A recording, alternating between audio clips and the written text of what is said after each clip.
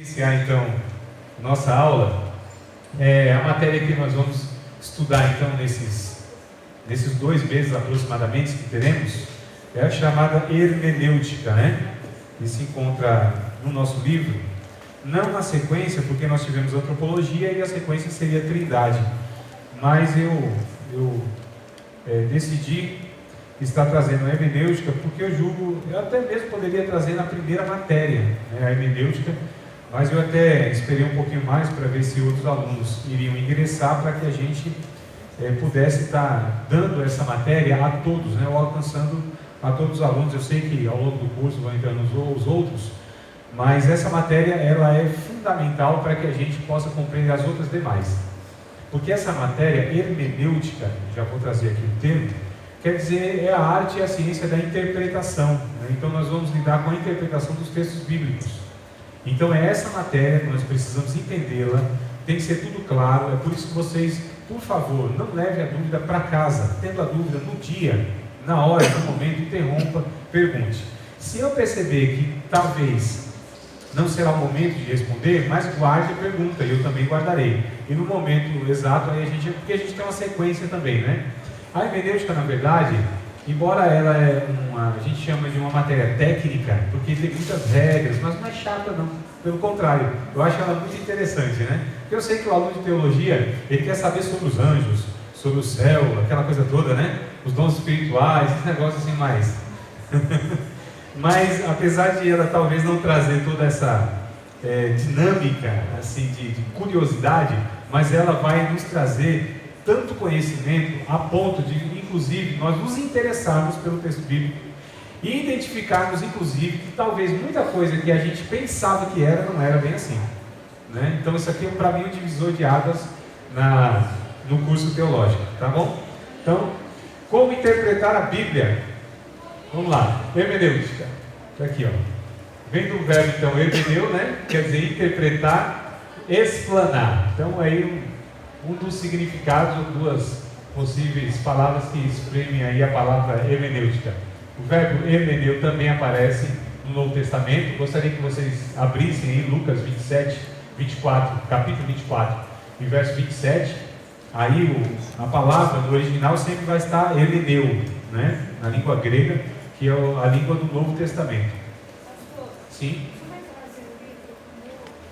Qual? Sim. Eu esqueci de trazê-lo fisicamente, mas eu acho que eu devo ter... sim, amado. Sim, no intervalo a gente combina direitinho. A irmã está falando daquele que eu recomendei, não é isso? Que eu sugeri?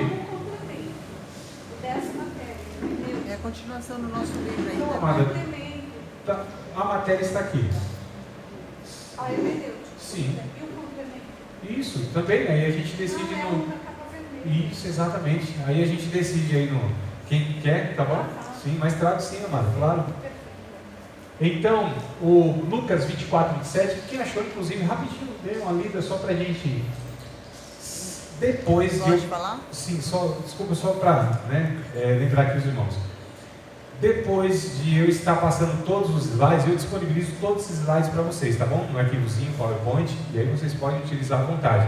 Então nem se preocupe não, que vocês vão ter tudo isso aí, também, esses slides, tá bom? Depois eu coloco no grupo, inclusive, né? É para quem quiser, não mando individualmente não, disponibilizo no grupo, e aí quem quiser utiliza, até posteriormente, de repente para dar uma aula, né? Vocês vão aprender e depois vocês dão aula de hermenêutica, ou usar em outra ocasião, tá bom? Pode ler, amado, por favor. Lucas 24, e verso 27. E começando por Moisés e por todos os profetas, explicou-lhes o que deles se achava em todas as escrituras. Isso. Essa palavra explicou-lhes, né, que é no sentido de explicar, o verbo está lá, hermeneu. Então o significado, um dos significados do Novo Testamento aparece como explicar. 1 Coríntios, capítulo de número 14, verso de número 27, vai aparecer o sentido de interpretar, né?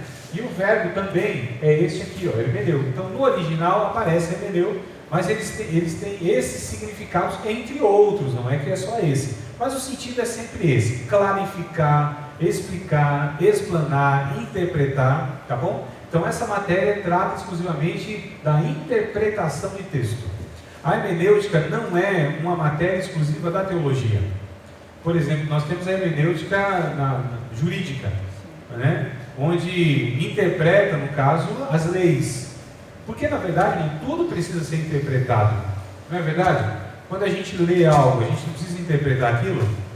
E o maior problema que nós temos, estou falando em relação à Bíblia ainda, é que assim, me parece que são 84% da população brasileira são analfabetos funcionais. Isso quer dizer que as pessoas leem, não é que não sabem ler, leem, mas não sabem interpretar o que leem. Olha só, 84% da população do Brasil são analfabetos funcionais. Isso quer dizer que sabem ler, mas não sabem interpretar o que lê. Quando pega um livro, por exemplo, não estou falando nem um livro de poesia, algo um pouco complexo, mas eu estou falando de uma literatura, um jornal, às vezes até uma revista, alguma coisa, num contexto todo, às vezes tem dificuldade de interpretar exatamente o que o autor, porque tem uma questão, eu leio e entendo, mas eu quero saber, de fato, se o que eu estou entendendo é o que o autor quis passar com aquilo. Tem diferença, não tem? Alguém disse que a comunicação não é o que eu falo, é o que o outro entende. Então eu preciso saber o que se está entendendo do que se está lendo, tá bom? Então vamos lá. A hermenêutica procura descobrir o sentido, a gente depois vai ver esse termo sentido, da palavra do autor. O que queria dizer o autor? Eu não sei se vocês lembram, mas eu dei um exemplo, não era matéria, mas eu dei um exemplo, sobre esse texto aqui de Provérbios 25:11. Lembram? Como maçã de ouro e salva de prata, assim a palavra dita a seu tempo. Quem lembra que eu expliquei isso? Olha que coisa boa, os irmãos lembram. Alguém que lembra então pode estar aí repetindo, ou mais ou menos falando aí o que ficou esclarecido? Foi num tempo que o povo estava no deserto, né? E a maçã de ouro e uma salva de prata, essa é a palavra do Senhor, que a maçã de ouro, naquela época, daquela história, era uma laranja, né? Por ela ser dourada, amarela, então era de ouro. Eles chamavam a laranja de maçã. Salva de prata como aquela bandeja, né? De prata, assim. Então ali supriu a necessidade daquele povo ali naquele tempo, né? A palavra do Senhor. Incluía a beleza, né? Incluía a beleza da visão, né? Da visão. Sim. Como eles estavam no deserto também, uma laranja, ela é suculenta, né? A pessoa ia provar e ia se saciar da sede. Sim. Exato. Podem completar mais os demais que falaram que lembravam. Acho que está certo. Você está com um sorrisão. Sim, é tudo isso e mais algumas outras coisas, mas que bom. Vocês percebem que uma simples explicação que eu dei há quase 2 meses atrás gravou. Por que gravou? Porque vocês entenderam. Aquilo que a gente entende, a gente dificilmente esquece. Então nós precisamos compreender de fato as coisas. Agora vocês recordam que quando eu li como maçã de ouro e salva de prata, assim a palavra dita a seu tempo, não fazia sentido para nós? Não. O que quer dizer maçã de ouro e salva de prata, assim como maçã de ouro e salva de prata, é a palavra dita a seu tempo. Lendo, ouvindo isso, fazia sentido antes da explicação? Não fazia. Então nós precisamos de fato interpretar, irmãos. Nós precisamos, os leitores da Bíblia, os primeiros leitores não precisam, os primeiros ouvintes não precisavam, porque para eles era nítido. Nós que estamos em outra cultura, em outro tempo, em outra língua, em outra mentalidade, outra forma de pensar, outra categoria que a gente tem de pensar as coisas, então nós precisamos entender isso. Então para eles não precisava essa explicação, esse cenário que era calor, que era um deserto, não precisava explicação que a maçã de ouro não era maçã, era uma laranja, e todos esses detalhes fazem toda a diferença para a compreensão, toda a diferença. Um detalhe faz toda a diferença. É por isso que a gente divide leitores da Bíblia e estudantes da Bíblia. Os leitores leem, não percebem nada. Os estudantes, eles se atêm nos detalhes, não é? Você já, por exemplo, ouviu alguém pregando, ou até dando uma aula, alguma coisa assim, e aí ele pegou o texto bíblico, leu o texto bíblico, e aí ele disse: olha, irmãos, aqui diz assim, assim, assado. Aí você olha assim, não é possível. Porque eu já li isso aqui 200 vezes. Eu nunca percebi isso.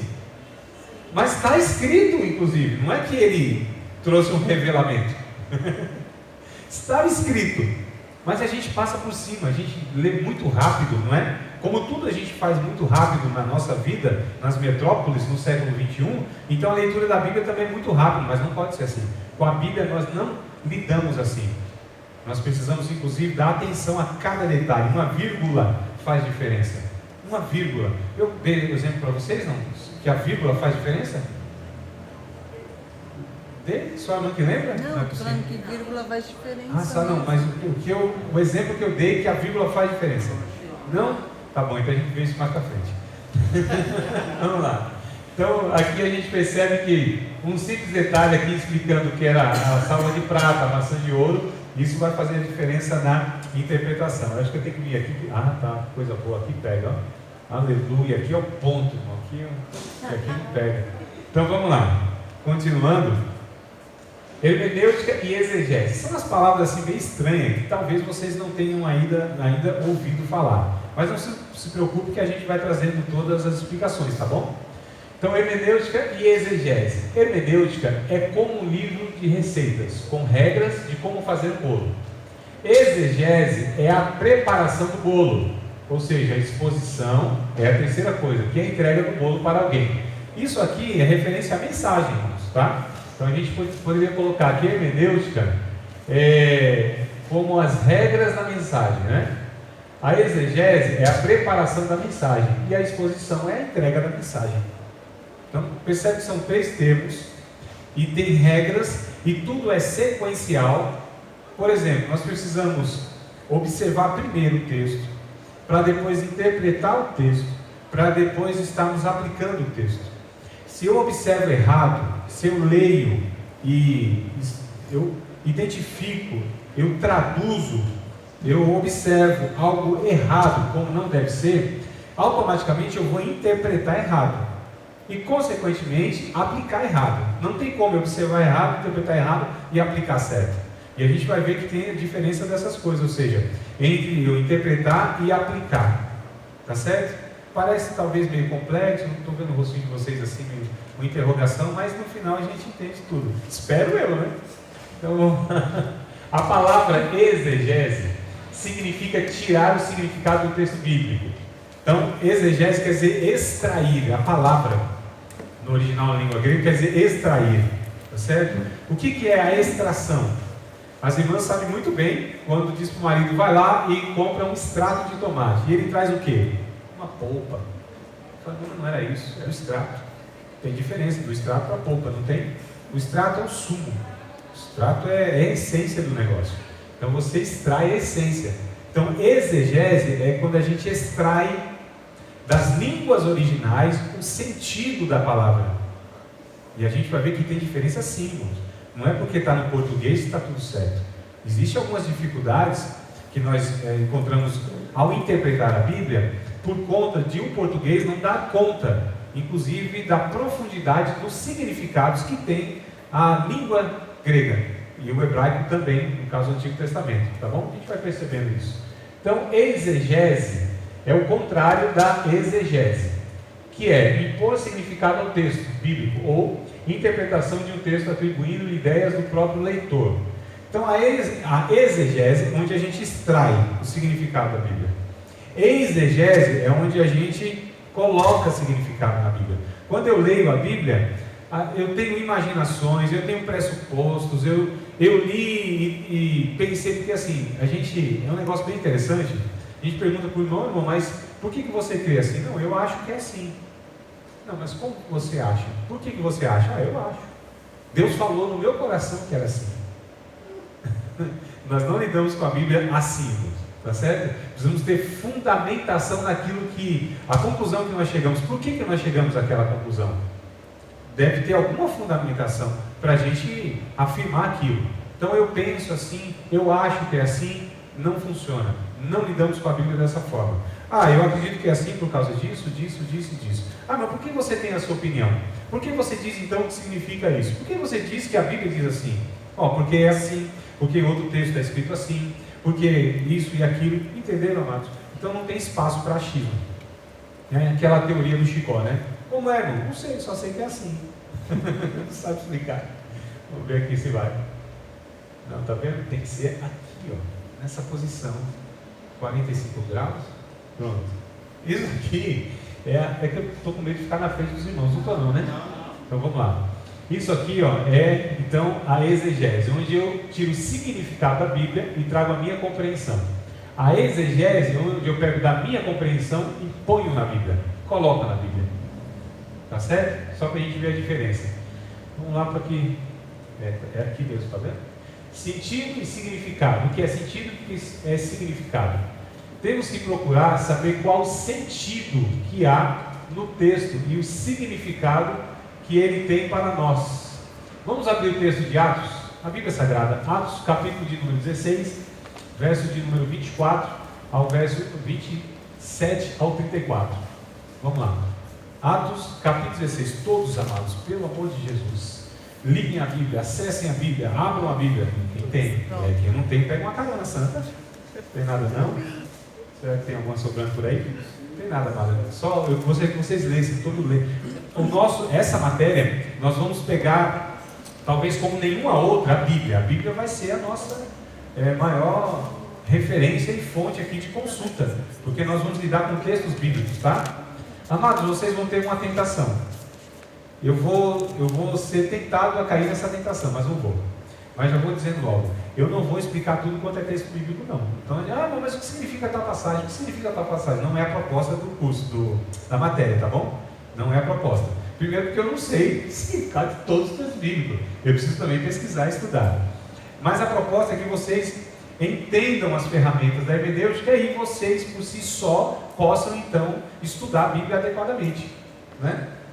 Entendeu? Então, não adianta. O texto que eu não trouxer, que não for referente ao que eu trouxer, eu não vou explicar. Não vou explicar. Tá certo? Talvez, quem sabe, fora da aula, ou seja, pelo WhatsApp, talvez aí. Vamos lá, então, Atos 16, 27 ao 34. Alguém, por favor, pode ler na íntegra, compassadamente, respeitando pontos e vírgulas? Acordando o carcereiro e vendo aberto as portas da prisão, tirou a espada e quis matar-se, pensando que os presos tinham fugido. Mas Paulo bradou em alta voz: não te faças nenhum mal, que todos aqui estamos. O carcereiro pediu luz, saltou dentro e, todo trêmulo, prostrou-se diante de Paulo e Silas. Então tirou-os para fora, dizendo: senhores, que é necessário que eu faça para me salvar? Responderam eles: crê no Senhor Jesus Cristo e serás salvo, tu e a tua casa. Então lhes pregaram a palavra do Senhor, e a todos os que estavam em sua casa. Tomando-os o carcereiro consigo, naquela mesma hora da noite, lavou-lhes os vergões, então logo foi batizado, ele e todos os seus.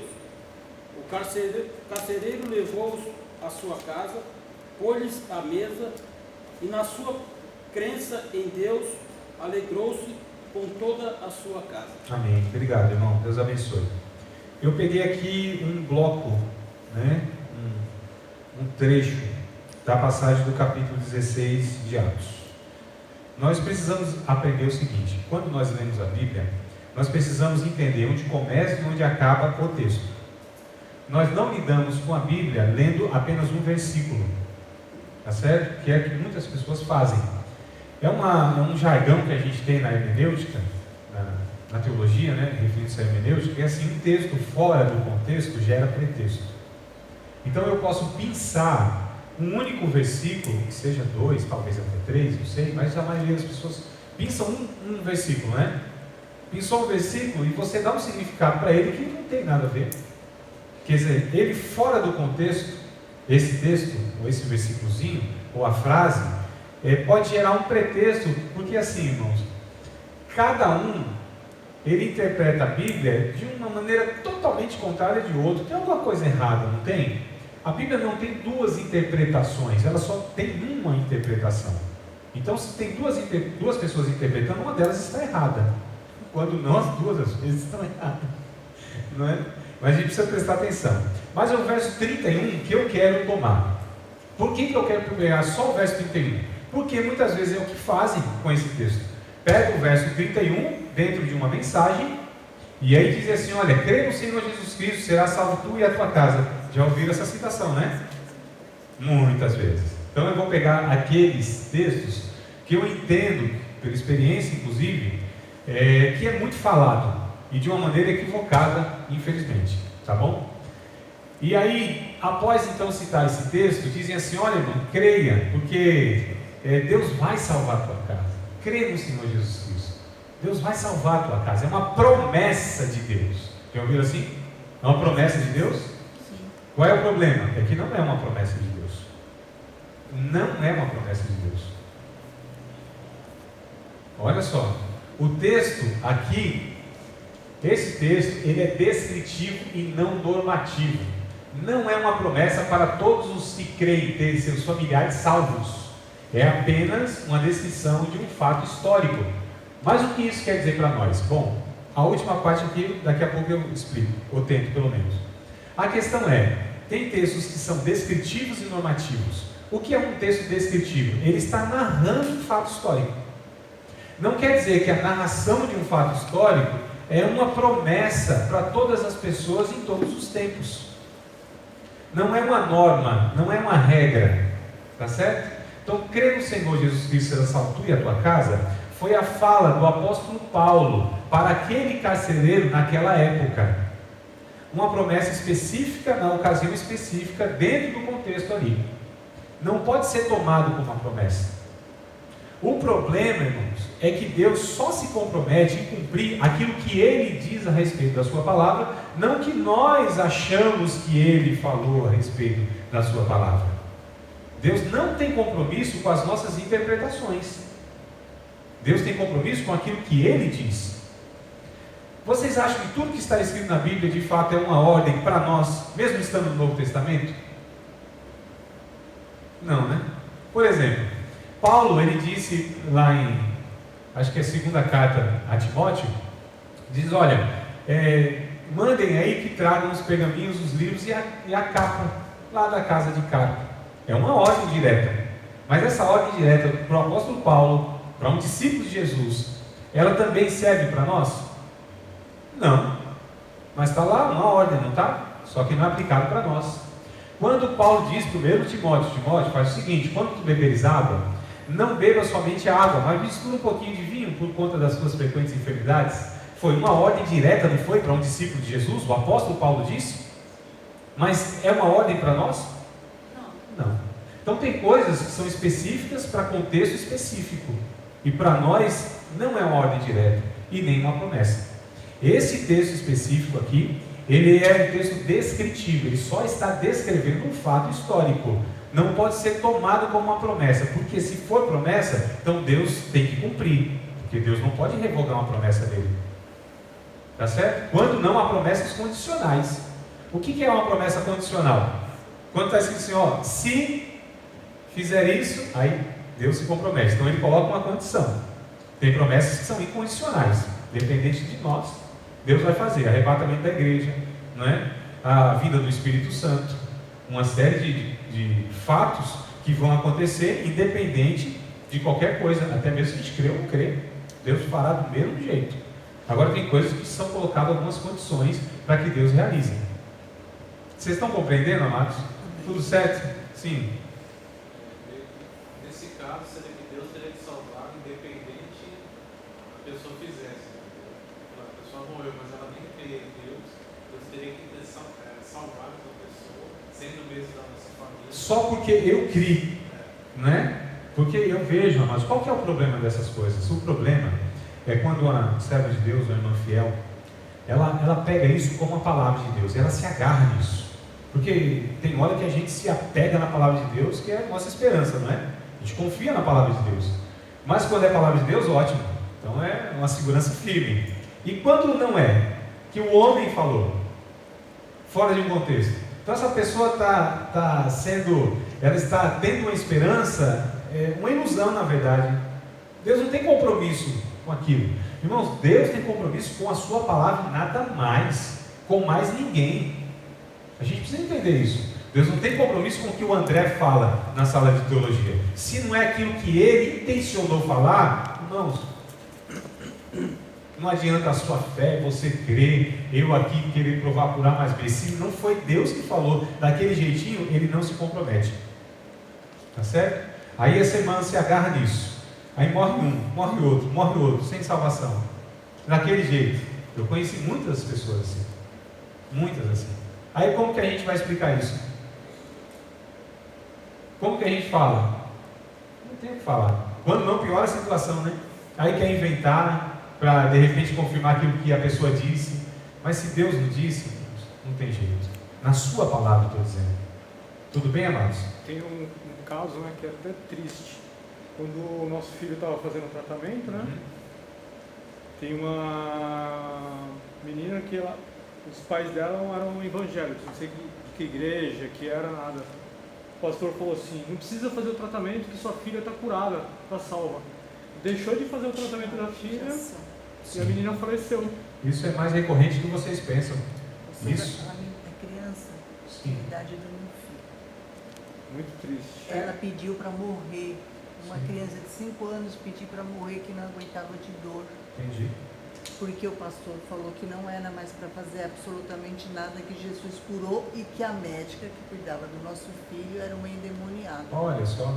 Percebe, irmão, que incoerência, né? Isso. Então a gente precisa... Pastor, mas aí esse versículo não está dizendo da fé? Não tem a ver com a fé? Tem, claro. De quem?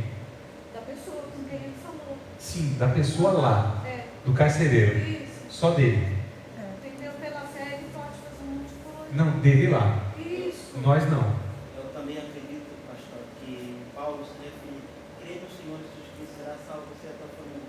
Mas se você falar desse Deus que... Não, jovem, é assim, deixa eu te falar. Aqui, então deixa eu explicar a ocasião específica. O que aconteceu? Aconteceu que o carcereiro ele tinha responsabilidade sobre os presos que estavam lá.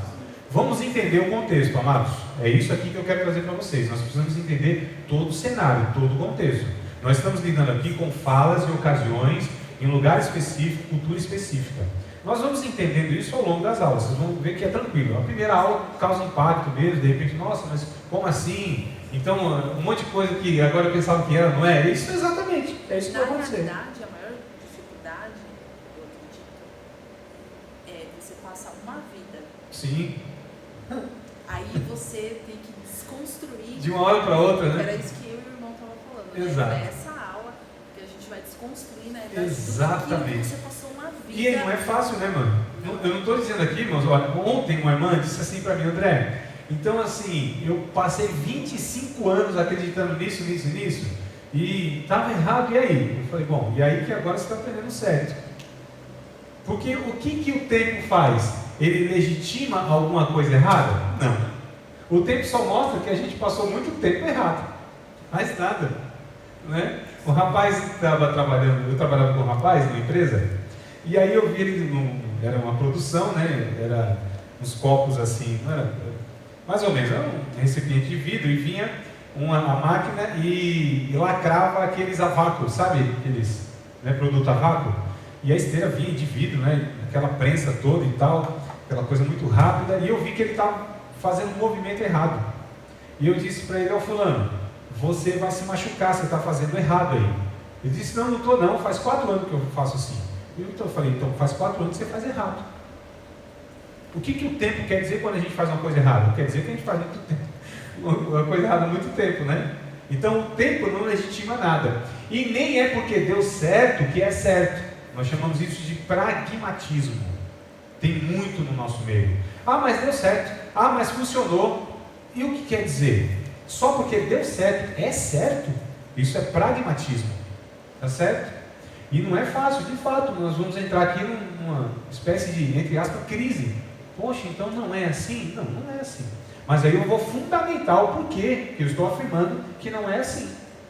Agora, lógico, nós vamos ter dificuldade por conta disso. Né? Não é fácil chegar para uma pessoa e falar: mano, 10 anos você acreditava assim, mas não é assim. Não é fácil para a pessoa falar assim, não é assim. Sim, mas se a gente não se auto-humilhar ou ser humilhado pelo Espírito Santo, não tem como a gente aprender nada.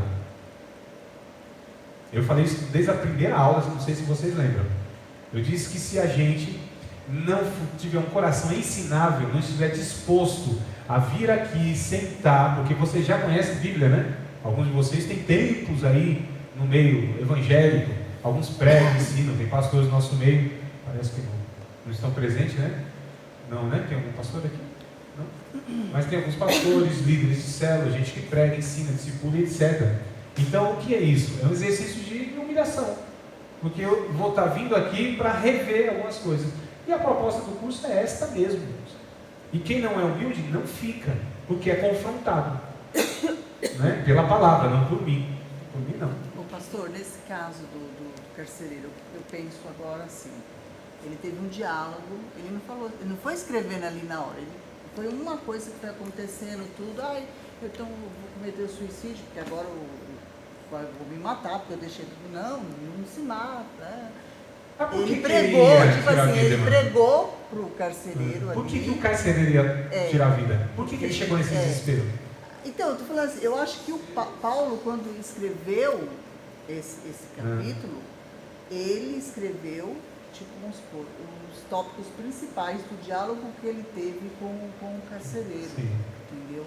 E colocou ali. Então, ele, de repente, sei lá, se o carcereiro falou assim na hora, mas minha família, alguma coisa, então ele falou, se a sua família também se converter a Jesus Cristo, aceitar, vão ser Mas isso é uma suposição ou tem alguma coisa no texto? Não tem nada no texto. Estou falando que eu penso que o Paulo não escreveu todo o diálogo. Mas esse pensamento veio de onde? Eu tive um pensamento. Então, é justamente isso que eu estou dizendo, amados. Nós precisamos deixar de imaginar, de pensar, nós precisamos ter base. Aquilo que eu falar aqui, você tem que falar, André, mas por que você está afirmando isso? Vocês precisam perguntar para mim o porquê das coisas. Eu preciso perguntar para vocês o porquê que vocês acreditam que é assim. Então essa questão, segura hoje aí, mano. Essa questão de, eu acho que é assim, eu penso que é assim, não esqueçam, não é assim que a gente vai lidar com a Bíblia. Nós precisamos ter fundamentação. Não está escrito no texto? Tá bom, mas o que eu estou afirmando tem base na cultura? Tem base na história? Tem base na arqueologia? Tem base na linguística? Tem base nos originais? São bases, irmãos. Tá certo? São bases. De onde nós tiramos isso? De onde veio essa nossa conclusão? É isso que a gente vai aqui reconstruir em nossa forma de lidar com a Bíblia.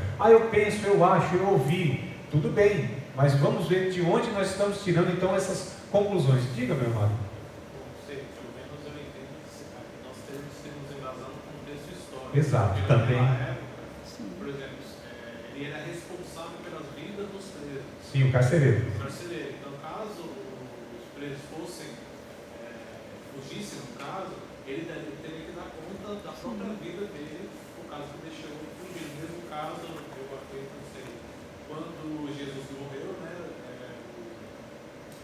quem que deixou? E ele não estava mais lá. Ele pediu para o guarda tomasse conta dele, né? Sim, os guardas romanos lá. Os guardas romanos tomasse conta.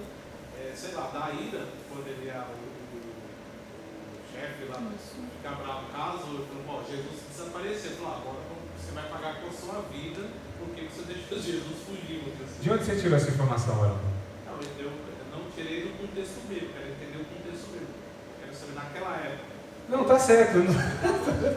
Tá certo, mas essa informação é tirada de algum lugar.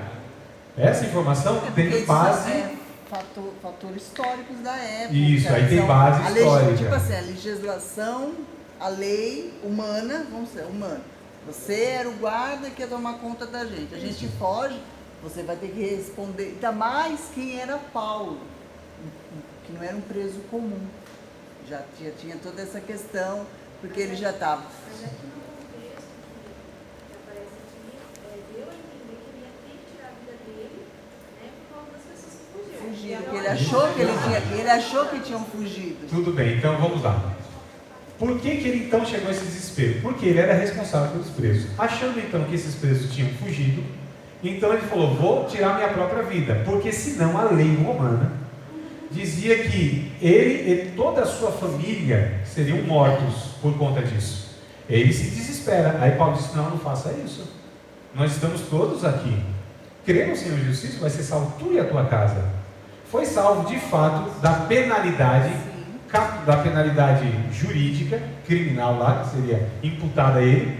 E também foram salvos porque creram na mensagem de Jesus. Que foi anunciada, que está escrito no próximo versículo. Isso. A família foi salva porque Exato. eles anunciaram e eles E creram. desceram as águas naquela mesma noite. Exato, amados. Está no Mas, próprio. sim, mas isso, a chave que eu quero aqui é o 31. Então essa palavra de Paulo, crer no Senhor Jesus Cristo, será salvo tu e a tua casa. Eu, André, não posso pegar o texto aqui e dizer, mano, crer no Senhor Jesus Cristo, será salvo tu e a tua casa, porque isso é uma promessa de Deus. Eu não posso afirmar isso, porque o texto bíblico não me dá essa autoridade. O texto bíblico, esse especificamente aqui, o capítulo de número 16, verso 31, ele não é uma promessa para todos os crentes em todas as épocas. Só foi nesta ocasião. Esse texto, então, nós chamamos de descritivo. Ele está descrevendo um fato histórico. Não é uma norma, não é uma regra, não é uma promessa para todos. Ah, eu creio. Se eu creio, a Bíblia diz que vai ser salvo toda a minha casa. Não. A Bíblia não afirma isso. Simples assim. Calma que a gente vai problematizar. Foi até para tranquilizar o soldado, que se desesperou. Não, e agora? Agora vai... Sim. Então... Sim. Mas para nós, a chave é essa. Eu quero que vocês entendam isso. Não é uma promessa para nós. Nem para nós, nem para outro qualquer. Sim, amado. O Sérgio e a Valéria são testemunhas, tirando a minha filha. Eu vivi isso de será salvo tu e a tua casa por 22 anos. Sim. Eu ouvi. E eu criei. Sim. Esperei. Sim. E por misericórdia, hoje eu estou entendendo que por misericórdia o Senhor cumpriu. Sim, amém. E essa passagem o Senhor cumpriu na nossa família. Hoje eu posso dizer, eu e a minha casa servimos ao Senhor, que o Senhor alcançou o mais descrente da casa. Tá, se é promessa, então, a pergunta minha é, se isso então é uma promessa, então tem a condição que é crer, não é? E por que outros que creem não alcançam a promessa? Eu estou contando o que eu vivi. Não, sim, mas calma aí, a palavra de Deus, ela não pode ser direcionada a uma ou algumas pessoas. Se é a palavra de Deus e se tem uma condição, e todos que estão naquela condição têm que experimentar aquela palavra. Estão compreendendo? Então uma coisa é experiência pessoal. Sim. Experiência pessoal não valida a doutrina. A Bíblia diz que ela não é interpretada por vontade de homem nenhum. A profecia não é de particular interpretação. Uma experiência é uma experiência, não quer dizer que isso é uma doutrina. E o que aconteceu não foi por causa da palavra do verso 31. Não tem ligação, amada. Por misericórdia.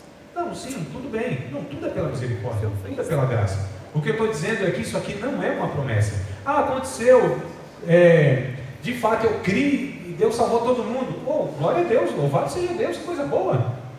Mas eu posso pegar então esse texto e dizer que por causa desse texto isso aconteceu?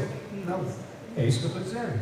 É o que eu estou entendendo hoje. Sim. Entendeu? Entende? Aí uma irmã um dia, também explicando isso aqui, ela falou, irmão, mas eu prefiro crer que Jesus vai salvar a minha casa. Eu falei, amém, amado. Eu não estou dizendo para deixar de crer, para deixar de orar, de dar bom testemunho, de pregar, não é isso que eu estou dizendo. Então nós precisamos, lógico, exercer essa fé, essa esperança, interceder pelos nossos entes queridos, não é? Pelo nosso lar. Nós precisamos, o que eu não posso é pegar este texto como base para viver assim, tá certo? Eu creio na bondade, na misericórdia, eu creio na graça de Deus, eu creio que Deus pode salvar, mas eu não posso me apoiar como uma promessa de Deus, porque o verso 31 do capítulo 16 de Atos diz isso. Isso que eu estou dizendo, e é isso que eu queria que vocês entendem. Diga amado e depois amado. Foi primeiro e depois amado. Porque se fosse uma base doutrinária, né? Teria que se cumprir. Se fosse uma promessa, teria que se cumprir na vida de todo aquele que cresce. Eu deixava minha esposa só ela orar por mim, estava bom demais, só ela, né? Ela fez isso durante 7 anos, depois eu me converti. Tá? Mas se eu não me convertesse, continuasse na vida que eu levava, ela crendo que ia ser salvo a casa dela, eu estava bom demais. Né? Se fosse, mas não é assim, né? Diga, amada. Mas a salvação é individual? Sim. Diga, Mário, pode falar. Fale e não te cale, disse o anjo para Paulo. Claro. Aqui em Marcos 16 fala assim, Jesus, quem for batizado será salvo, quem porém não crer será condenado. Sim. Por isso, eu julgava que essa passagem do tempo está dentro da promessa de Jesus. Então, Sim. por isso ele foi salvo, então aquele que for batizado também será salvo. Sim, mas uma coisa não tem ligação com a outra. Né? A pergunta minha é essa, porque se é uma promessa de fato, por que todo mundo que crê não tem essa promessa cumprida? Porque a vida mostra para nós que não é assim. As nossas experiências mostram que não é assim. Na vida de um ou de outro, mas se é palavra de Deus, tem que se cumprir na vida de todos, se é palavra de Deus. Mas nesse momento de Atos 31, ali, pelo menos ao que eu entendo, ele não morreu ali, ele continuou o resto da vida dele. Sim. Sim, foi salvo de duas ocasiões. Da penalidade que eu falei, foi salvo porque creu na mensagem que Paulo disse a respeito de Jesus. Sim, então está tudo resolvido no contexto. O meu problema, irmãos, é resolver o que é acontecido hoje nas nossas mentes. Mas a maioria das pessoas que não têm a parte da teologia, elas não sabem desse fato que antigamente era lei, até os familiares se matavam.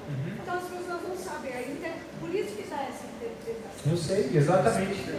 E o que Deus tem a ver com isso? É um fato histórico, porque é um fato histórico por causa disso.